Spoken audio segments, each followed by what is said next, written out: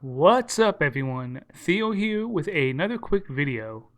Dragonflight's next installment, patch 10.2 Guardians of the Dream, was just officially announced today. While this Emerald Dream themed patch isn't really much of a surprise for anyone that's been paying attention to the story, it's still exciting to get confirmation of where we will be heading in the next patch. However, as someone who primarily plays Mythic Plus, what I am most excited about every patch is what new changes are coming to the dungeon pools. Season 3 has a lot of things that we were expecting, some surprises, and many things that I'm both excited and a little bit concerned about. Now, the PTR is not up yet, so it's far too soon to give any concrete feedback on the dungeon pool, but I wanted to put together a short little video discussing my initial reactions to the new dungeons coming in Season 3. Be sure to like the video if you enjoyed it, subscribe for some more casual content, and let's get started. I think the biggest surprise that we have with Season 3 has to do with the exact dungeons that Blizzard has picked. In the past 2 seasons, we have had 4 new Dragonflight dungeons paired up with 4 revamped older dungeons. While we knew that the 2 wings of the Dawn of the Infinite Mega Dungeon would be included in the dungeon pool, I think many in the community, myself included, expected to see some other dungeons from Dragonflight brought back in Season 3. This isn't the case though. We will be getting 6 old dungeons that are going to be revamped for the new season of Mythic Plus.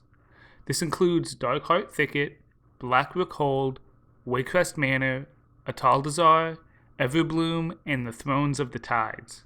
I'm pretty surprised and honestly a little bit let down by this decision, since there are some Dragonflight dungeons both in Season 1 with Azure Vault and in Season 2 with Brackenhide Hollow that I actually really enjoy and was hoping that they would remain in the rotation this season.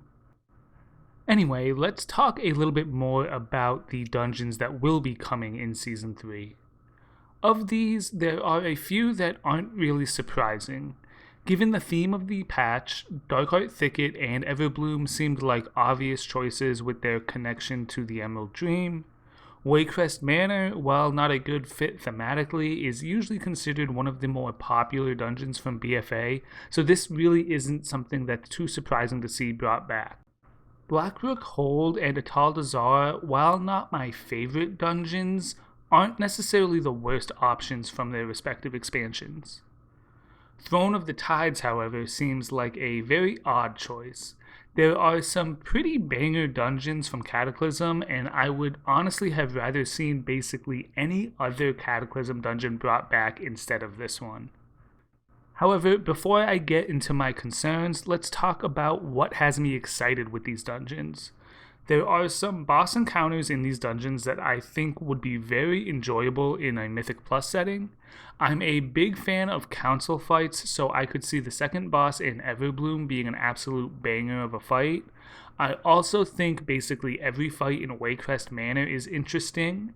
There's also a good mix of dungeons with straightforward routes like Darkheart Thicket, with dungeons that have a little bit more creative routes available like Atal'Dazar. Finally, there doesn't seem to be any dungeons that will be just brutally long, akin to Halls of Valor from Season 1 or Uldaman from Season 2. That being said, there are a few aspects of these dungeons that do have me a little concerned. These concerns basically boil down to 2 things. First, some of these dungeons have bosses that require a high amount of coordination.